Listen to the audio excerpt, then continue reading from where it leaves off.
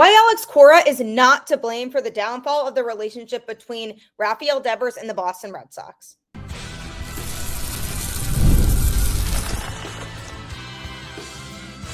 You are Locked On Red Sox, your daily Boston Red Sox podcast.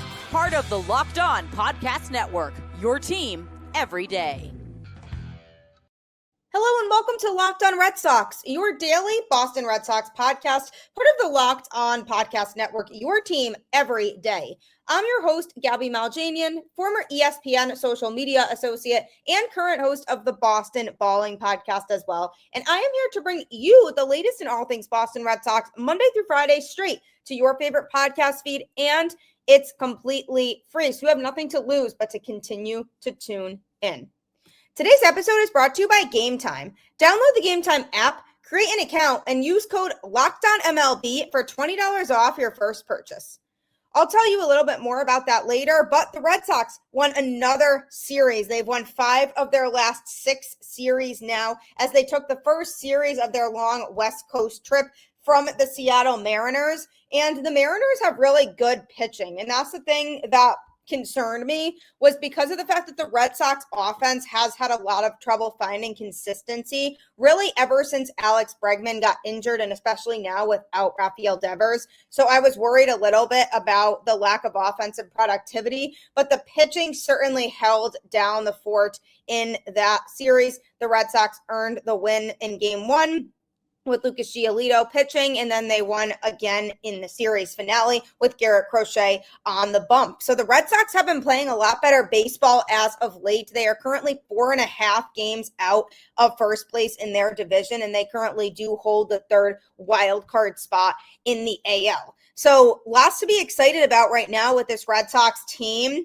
But I'm going to be talking a little bit more about that Devers trade on today's show because it literally is the biggest trade that has taken place in Major League Baseball this season so far. And who's exactly to blame? Is Alex Cora somebody that people should be blaming the situation with Rafael Devers on, as well as discussing who's the new face of the franchise without Devers, and who exactly is Kyle Harrison, a pitcher that the Red Sox got in the trade. You actually will hear from him a little bit later on today's show. But people are hearing multiple things about what exactly happened between Devers and the Red Sox, how the tension started, and what led to ultimately his departure from the team. So essentially, in the offseason, when the Red Sox were exploring the third base market, they did not tell Rafael Devers they were doing that. And that was something that really irked him because he felt like they should have told him that at that point. Alex Cora kind of defended the way that the front office handled the entire situation with Devers when he went on WEEI and basically said that he got to spring training very early to talk to Rafi about what was going on and what might happen. But the what might happen was because they weren't sure if Alex Bregman was even going to come to Boston for sure. It wasn't a given, and they were waiting for him to make his decision. So I think they were using that as the justification to not tell Devers earlier, was because they didn't want to tell him all this stuff like, oh, we might need you to move off of third base because we're exploring the third base market, and we made an offer to Alex Bregman that we don't know if he's going to accept. They didn't want to create all of this uproar over nothing and then essentially have Alex Bregman not come to Boston and Rafael Devers have a sour taste in his mouth anyway for no reason, because they got it in his head that they were thinking about moving him off of third base. So Alex Cora and the Red Sox front office decided, well, we should just wait and see what happens. So they did. And then as soon as it was close and the finalization of everything was close to when Alex Bregman was officially finalizing his decision to come to Boston, then the Red Sox approached Devers and said, hey, by the way, Alex Bregman is likely coming here, so you are going to need to play DH. And whenever Alex Cora talks about the whole situation with Devers, he covers up a lot of front office stuff. So he doesn't really comment a lot on the direct tension that took place, but rather is really vague in his answers, saying things along the signs of, we have to move on. It is what it is. Devers is now going to be with the Giants, and we have to focus on the team that we have here now. He said, ultimately, we can't question the front office because the last 4 years we've been below average. We have to be better. Are we playing better the last 2 weeks? Of course. Now we're in a better spot. People are talking about the wild card. You see what's going on in the division. It seems like if we keep continuing to play this way, it's what people expected before the season. It's going to be a dogfight all the way to the end. But as a group, we have to keep improving because the last few years are not acceptable. So he essentially talked about how the Rafael Devers trade isn't really a factor in their performances moving forward. They have to be better regardless, and they weren't really playing well with Devers anyway. So now they have to focus on just what they can do to be a better team the rest of the season. So there are a lot of things that Alex Cora definitely gets from the front office to say and not to say. So that's why Alex Cora really doesn't deserve a lot of the blame here, because if you think about Rafael Devers and how things went down between him and this Red Sox organization, it was the front office that he was frustrated with. It was Craig Breslow that he publicly said to the media that he was disappointed with. It was John Henry who met one-on-one with Devers to try to figure out if they could come to a resolution, and unfortunately they were unable to do that. And it was the front office that made the decision to even pursue a third baseman in the offseason. I know Alex Cora was really pushing for the Red Sox to sign Bregman because he wanted to come to Boston, and Alex Cora felt like he would be a good fit in Boston, and he wanted him there.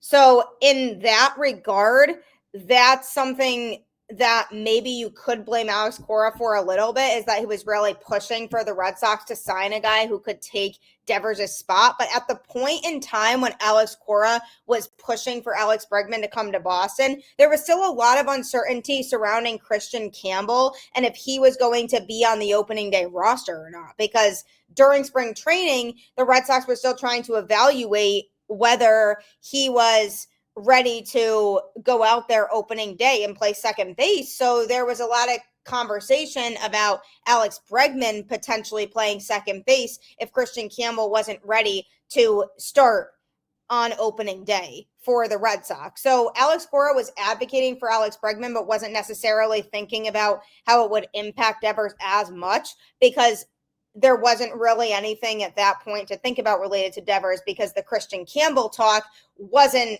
really fully in the works about him being on the opening day roster. So yes, you could knock Cora a little bit for that, but throughout the entirety of the time that Rafael Devers was in Boston, Alex Bregman and Alex Cora both were people who were trying to be supportive of him. When the Red Sox brought Alex Bregman in, he had said, I'll play wherever the team needs me to play. He wouldn't have been upset if the Red Sox chose to keep Devers at third base, because he had already said he'd be willing to play second base. So he was willing to be flexible. And Alex Cora was constantly trying to console Devers and make him feel better, and was constantly trying to build a good relationship with him. So at the end of the day, it was the front office pushing the buttons. Alex Cora was just kind of following. And there were instances in which Alex Cora definitely got frustrated with Rafael Devers as well.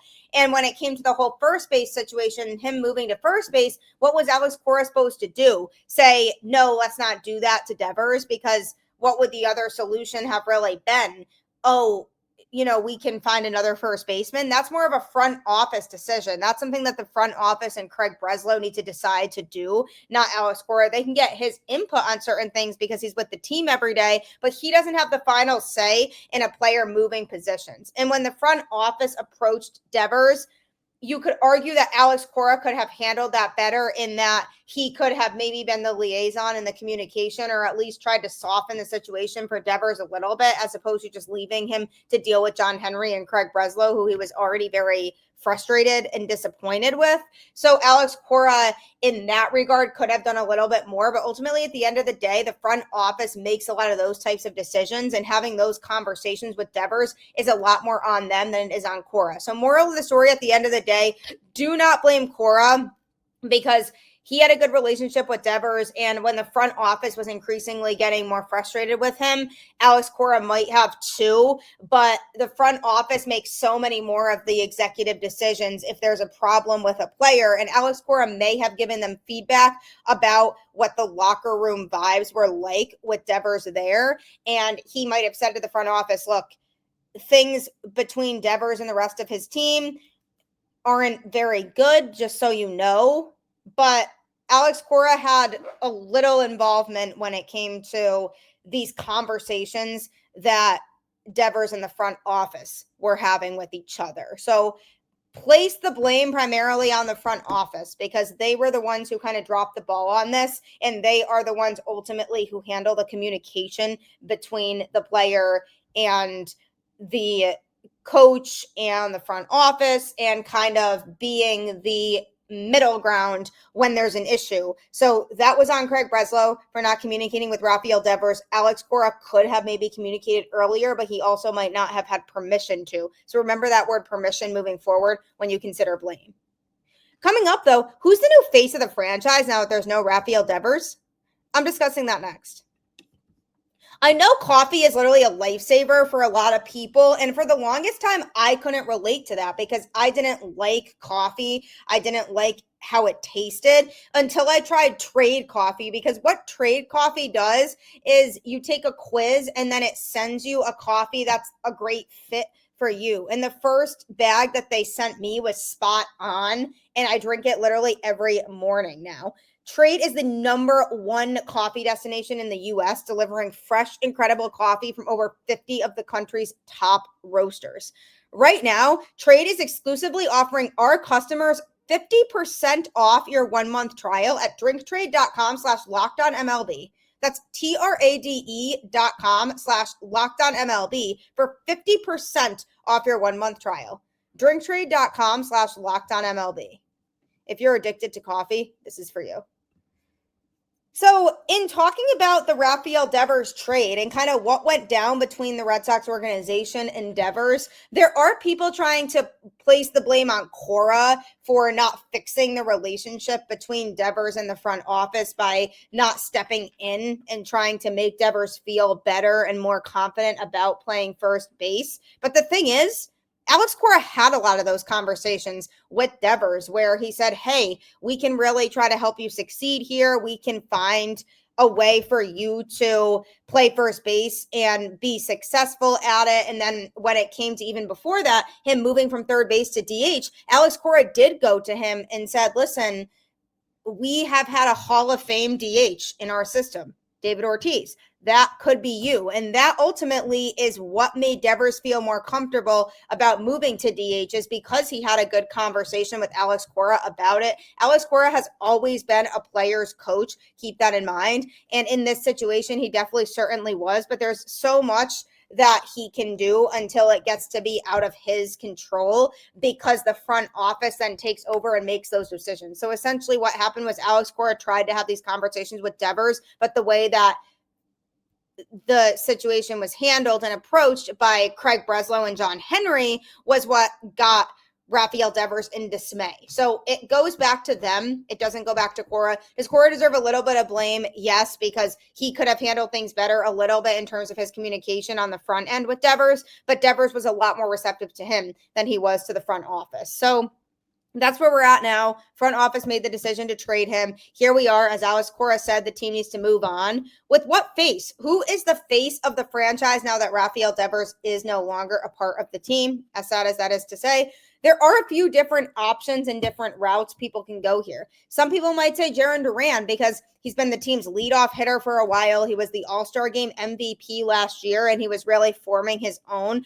as one of the best players in the American League last year in terms of overall value and what he provides to the table. And there isn't a whole lot that Jarren Duran can't do. From an offensive standpoint, he has lowered his production a little bit in 2025 compared to how he was in 2024, but he still has so many aspects that he brings to the table in his game, like his plus defense and his plus speed, both aspects that not a lot of other players have. And that's something that makes Jarren Duran unique, is not only does he play serviceable defense, but he also can go out there and steal bases and put pressure on opposing pitchers, like I do talk about a lot on this show. So essentially, that's a good thing for the Red Sox, is to be able to have a guy like that who's that versatile. Is he the face of the franchise? Maybe not necessarily, because then you could look at a guy like Roman Anthony, who's the top prospect in baseball, is one of the most talked about prospects that we've seen in a long time, and has been so hyped up for so long that so many people now know who he is and look at Roman Anthony and say, yep, that's our guy. He is the top prospect in the sport, and he is a member of our organization. And that's cool for people to be able to think about and to say. And with the way that people feel Roman Anthony will perform and the ceiling that he has on his career, he could end up being the face of the franchise as long as the Red Sox do extend him and he ends up being here a long time. They don't trade him 2.5 years into his new contract. So if he's here and they try to make him a Boston Red Sox for the majority of his career, then that's definitely a good choice for face of the franchise. Then you go to the pitching side and you think about Garrett Crochet, a true number one starter, an ace, something the Red Sox have not had in a long time.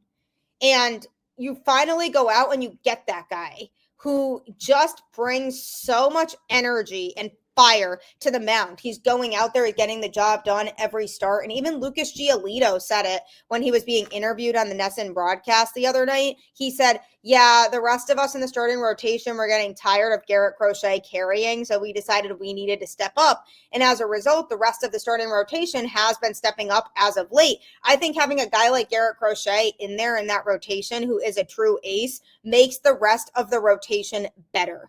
And when you think about the Red Sox and where they've been the last few years, they haven't had a player like that in a long time. So that's why I feel like Garrett Crochet is the new ace and face of the team. See what I did there? Ace and face. Garrett Crochet, hashtag ace and face. I could see that on Twitter. People getting used to it, maybe. He truly is something special. His arm is an absolute cannon, and he pitched last night for the Red Sox, and while he didn't have the sharpest outing, and it wasn't as easy as his last outing against the Yankees, where he was completely mowing over their whole lineup, he still managed to pitch 6 innings of 1-run ball with no walks, and he did give up 6 hits, and that's why it felt like things were a little bumpy for him, but he was still able to collect himself. His first couple innings were a little bit rough, but then he was able to clean it up a little bit. So when you have Garrett Crochet out there, you know you're getting a guy who's going to be a savior and get the job done. For example, because the Red Sox had traded Devers on Sunday night and fans couldn't even be excited about the fact that they had just swept the Yankees because they found out that their franchise player is going to San Francisco, then they go on the road to the West Coast and they play in Seattle and they take game 1 of that series, but then game 2 is pretty rough with Walker Buehler pitching, and he just didn't have it. And then you get to the rubber match, and the fact that Garrett Crochet was out there generally would make people feel good anyway, but even especially now in this circumstance when the Red Sox really need wins, not only because of their record so they can continue to move up within their division, but also from a morality standpoint and a confidence standpoint, because if they were going out there and they were completely dropping the ball, then the narrative would be, oh, wow, the Red Sox just aren't good anymore without Devers, and the team would constantly have to hear this negativity and people giving up on them. And so in the situation we were in last night where it was the rubber match and Garrett Crochet was pitching, there really was a sense of comfort in that. And how many Red Sox players do you feel that sense of comfort in? Roman Anthony, maybe one day. I think he's still too early on in his career for us to feel like he's that guy we want up at the plate a lot in high leverage situations when there's maybe 2 runners in scoring position or even 1 runner in scoring position and the Red Sox are down by a run.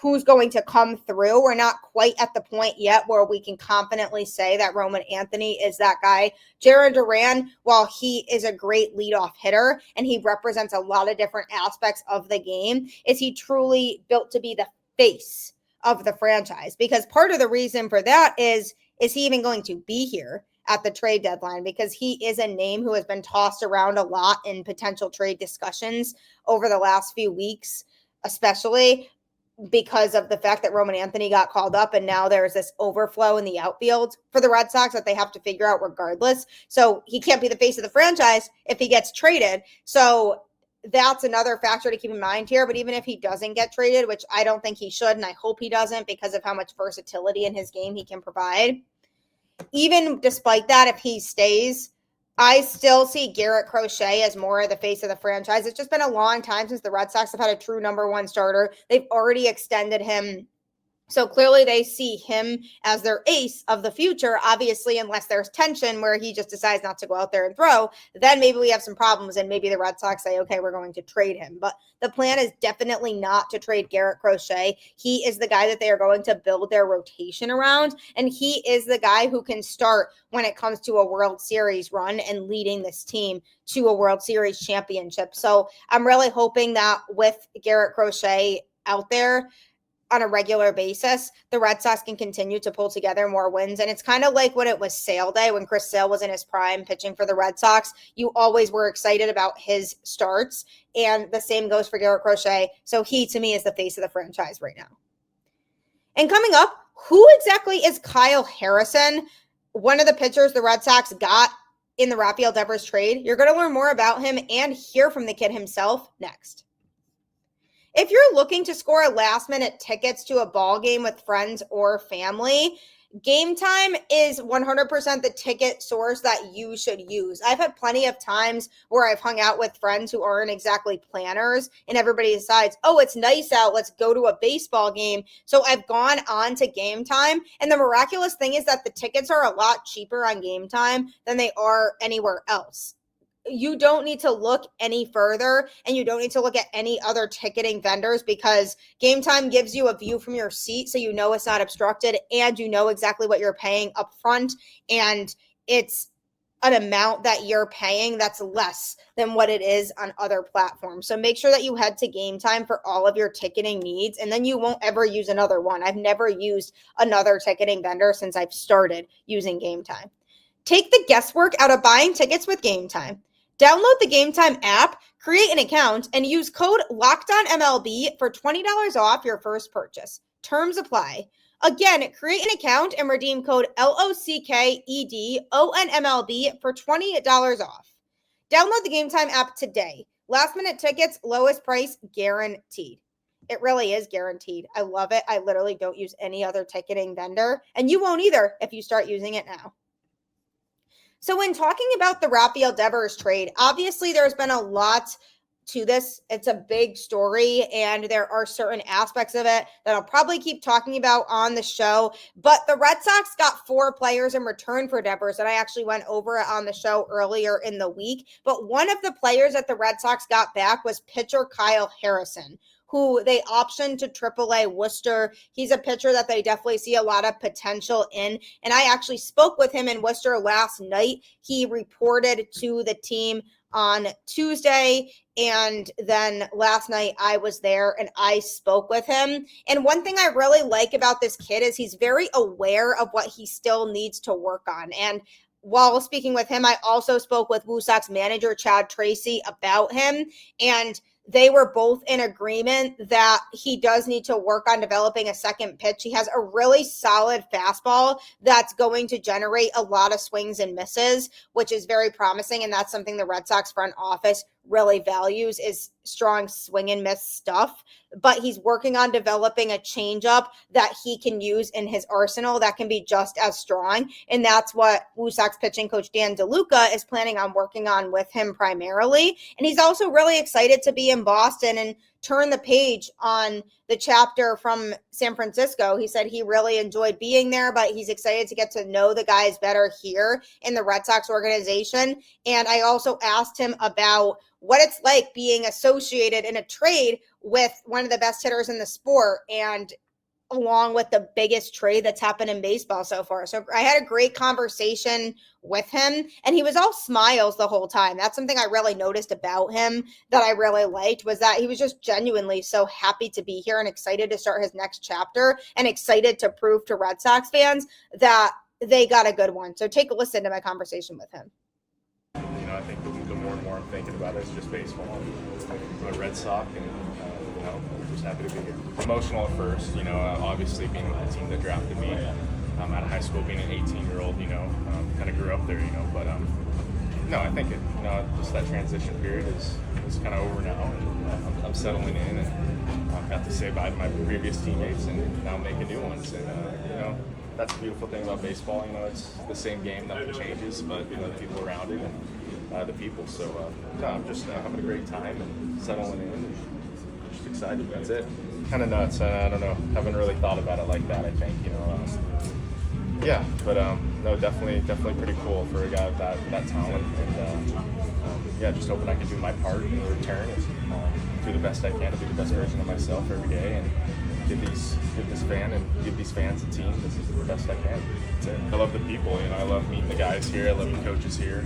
Love the staff. How we already got a plan in place of, you know, what we're trying to work on. Had a nice bullpen session today, and just learning, and learning about my stuff, my arsenal, what I can get better at, and where to attack guys, and the whole deal. So it's been nothing but great. And I'm excited. My role over there was kind of, honestly, who knows? You know, I was kind of a hybrid of a bullpen starter guy. So just glad I'm a starter here and get to, you know, go out there and attack the strike zone, and give the offense the best chance we can. And that's the way I'm looking at it. And excited, motivated, and definitely got a different pep in my step today. And no, it's cool to be wanted, and it's awesome. You're going to get a competitive guy that attacks the strike zone. A lot of fastballs. You know, mixing in a couple sinkers here and there, but playing with that today, as long as like a cutter gyro pitch. Got a bigger slider as well, and a changeup. So trying to be, you know, a complete pitcher and learn more and more, and you know, get ready. Excited just for, you know, what I can unlock in my arsenal and what I already saw today, and just ready to build on it, man. I'm excited, and saw a lot of good things today. I think it's been kind of figuring out that second breaking pitch, you know, honestly, and been throwing the bigger slider harder this year, and you know, it's been getting hit a little bit here and there, but you know, I think it's kind of refining. I will say, you know, like in between outings and Dodger Stadium and stuff, you know, I was messing with the cutter and messing with the sinker, so it's funny now that, you know, it kind of comes full circle and I'm trading, and they're honestly wanting me to throw those pitches here, so it's kind of cool that I kind of had the right thought process kind of going forward, and now we're going to stick with it and build on it and see where it takes me. Not sure. I think we're going to, you know, slate in that rotation hopefully soon, but I think maybe a live DP or something coming up. You know, I think we're still leaving that up to, you know, what they want to do with me, but no, just whatever they need, I'm going to be ready, and hopefully out there soon. Feel great. Excited to get to know the guys a little more, and yeah, man, just settling in a little more, and yeah, you know, 18 hours kind of went by quick, so just gonna soak it in, and just try and get better here. Try and get better. That's it. I don't want to even say like a fresh start. You know, I think it's just baseball, and that's something, you know, I'm looking forward to. Gonna embrace it being here with a new team, and you know, I think just excitement, full of a whole lot of excitement, and ready to show this team what I could do and help in any way possible, man. That's it. And yeah, it was a great time over in San Fran, but it's a new chapter and nothing big, so we're on to the next one. What advice did you receive when you were in San Fran that you're kind of taking with you here now in the Red Sox organization? Yeah, it's tough. You know, you know, I'd say just kind of that confidence in myself. You know, I'm a pretty confident individual and love to compete. So that's kind of just been the only thing that, you know, San Fran's been harping on me, that I got a good competitive side, and I'm always attacking the strike zone. And hopefully that's going to take me a long way in this game. You know, but just got to refine all the other stuff and get ready.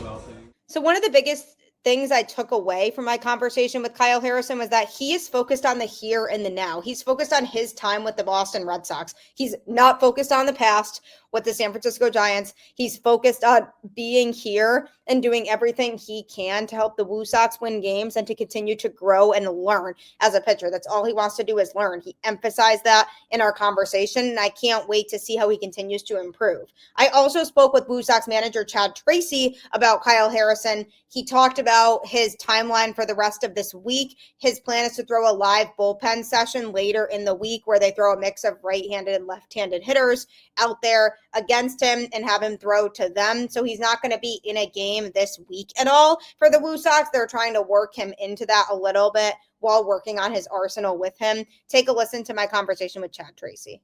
There'll be a live EP at some point this weekend, so I don't think he's going to be chucked right into a game to start yet. But I got to confirm with Dan which day. But I think he was thinking like Saturday that maybe we get him out there, and not like a 1-up, like maybe like 2 or 3 up live EP, and then from there we'll go from there. You know, like if he's doing that Saturday, he won't be throwing Sunday. Obviously Monday's off, so then we'll reassess like what we're doing for next week.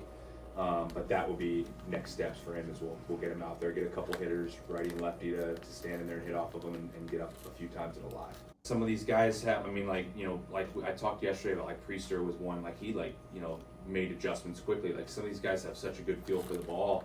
And actually there's some of the things that you know, again, I'm getting fully up to speed, but like some of the things that Kyle's doing, I think he's tried iterations and already tried some of this stuff, you know, and so when they have experience trying different things, like you kind of know which avenues to go down, which ones not to. In other cases, stuff they're doing is like not even changing anything he's doing with his fastball, maybe just changing like, you know, let's use it in a different location a little bit more often. These are not huge things. These are more like things you call just optimizing. Like, hey, there's a lot of things you do really well, but if we do this, like if we use it here, like it can help. So, and obviously, like he said to you, like, and his changeup's been good in the past, so like they're trying to get some movement with that. That's not a different thing. So I think there's times where guys, especially in today's era, you know, where like, you know, you get immediate feedback with, you know, with the technology you have. Some of these guys can pick up on this stuff quicker than you think. So I don't think there's anything outrageous that he's doing, but we're going to just plug it along step by step and see where we're at next week. So obviously Chad Tracy's still learning a lot about Kyle Harrison. He's brand new to the organization, so Trace is trying to figure out, you know, where he's going to fit in and what he still needs to work on, but he's definitely really excited to have him here, especially a kid with Kyle's attitude. I think Red Sox fans are really going to love him. He grinds. He works really hard. He wants to be here. He's ready to go out there and not take a single day for granted. And he wants to show that he was worthy of being involved in the biggest trade in Major League Baseball this season. So looking forward to seeing more from him in AAA. I appreciate you tuning into Locked On Red Sox and making it your first listen today. Be sure to next check out Locked On MLB Game Night on YouTube or wherever you get your podcasts on the Locked On MLB YouTube channel. If you do YouTube, it goes over all of the games that took place that day so that you don't have to constantly be checking ESPN at scores. You can just go through and listen to what our Locked On experts have to say. So make sure you check that out next, right after this. Like I always say, keep the faith, go Red Sox, and I'll catch you on the flip side.